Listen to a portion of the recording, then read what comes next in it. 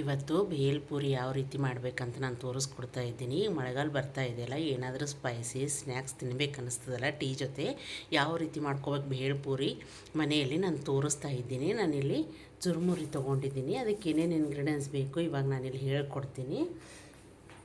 ಇಲ್ಲಿ ನೋಡಿ, ನಾನು ಹುರಿದು ಒಂದು ಸ್ವಲ್ಪ ಸಿಪ್ಪೆ ತೆಗೆದು ಶೇಂಗಾ ಬೀಜ ಇಟ್ಕೊಂಡಿದ್ದೀನಿ.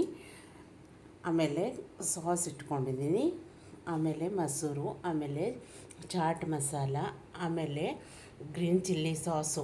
ನಾನು ತೋರಿಸ್ಕೊಟ್ಟಿದ್ದೀನಿ ನನ್ನ ವಿಡಿಯೋದಲ್ಲಿ ಯಾವ ರೀತಿ ಗ್ರೀನ್ ಚಿಲ್ಲಿ ಸಾಸ್ ಮಾಡಬೇಕಂತ. ನನ್ನ ವಿಡಿಯೋದಲ್ಲಿ ಹೋಗಿ ನೋಡ್ಕೊಳ್ಳಿ. ಆಮೇಲೆ ಅಚ್ಚ ಖಾರದ ಪುಡಿ, ಆಮೇಲೆ ಖಟ್ಟ ಮೀಠ ಹುಣಸೆಹಳೆ ಮತ್ತು ಬೆಲ್ಲದ ಸಾಸ್ ಯಾವ್ದು ರೀತಿ ಮಾಡಬೇಕು ಅಂತ ತೋರಿಸ್ಕೊಟ್ಟಿದ್ದೆ ಅದನ್ನು. ಆಮೇಲೆ ಇಲ್ಲಿ ನಾನು ಮಿಕ್ಸರ್ ತೊಗೊಂಡಿದ್ದೀನಿ, ಆಮೇಲೆ ಇಲ್ಲಿ ಬ್ಲ್ಯಾಕ್ ಸಾಲ್ಟ್ ತೊಗೊಂಡಿದ್ದೀನಿ, ಆಮೇಲೆ ಇಲ್ಲಿ ಉಪ್ಪು ತೊಗೊಂಡಿದ್ದೀನಿ, ಕೊತ್ತಂಬರಿ, ಟೊಮಾಟೊ, ಈರುಳ್ಳಿ ಮತ್ತು ನಿಂಬೆಹಣ್ಣಿನ ರಸ.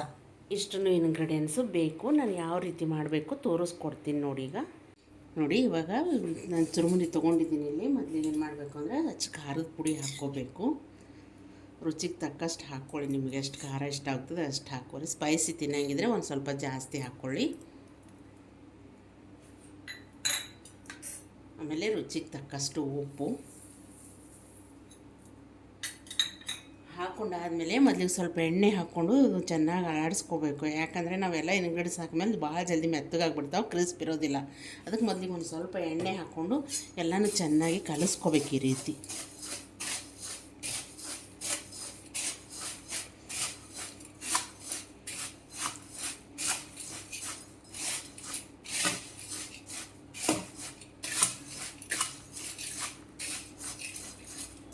ನೋಡಿ, ಈ ರೀತಿ ನಾನು ಎಲ್ಲನೂ ಕಲಿಸ್ಕೊಂಡಿದ್ದೀನಿ. ಆಮೇಲೆ ಶೇಂಗಾ ಬೀಜ ಹಾಕಬೇಕು.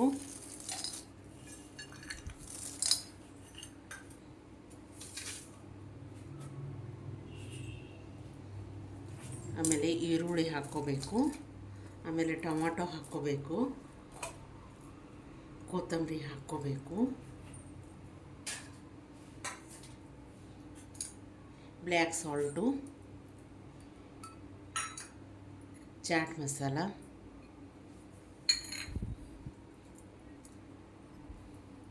ಆಮೇಲೆ ಗ್ರೀನ್ ಚಿಲ್ಲಿ ಸಾಸು,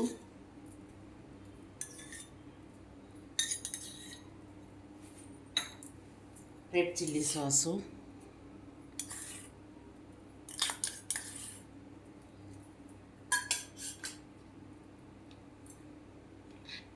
ಆಮೇಲೆ ಖಟ್ಟ ಮೀಠ ಸಾಸು,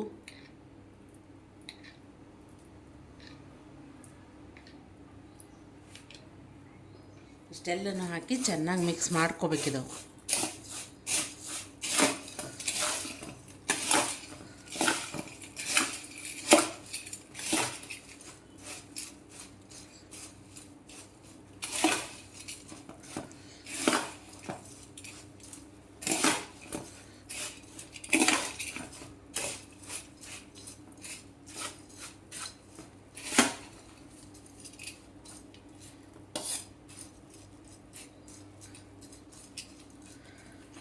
ಮಿಕ್ಸ್ ಮಾಡ್ಕೊಂಡ್ಮೇಲೆ ನೀವು ಮಿಕ್ಸರ್ ಹಾಕ್ಕೊಂಡು ಬಿಡಬೇಕು.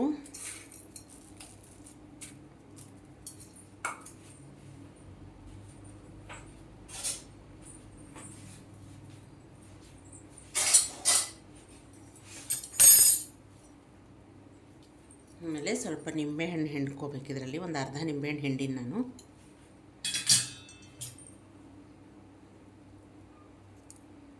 ಆಮೇಲೆ ಮೊಸರು ಹಾಕ್ಕೋಬೇಕು ಈ ರೀತಿ.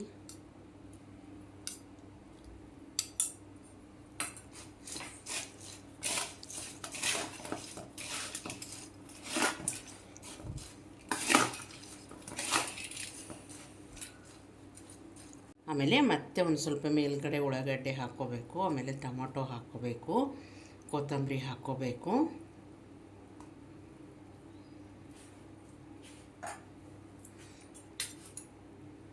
ಸ್ವಲ್ಪ ಮೊಸರು ಹಾಕ್ಕೋಬೇಕು,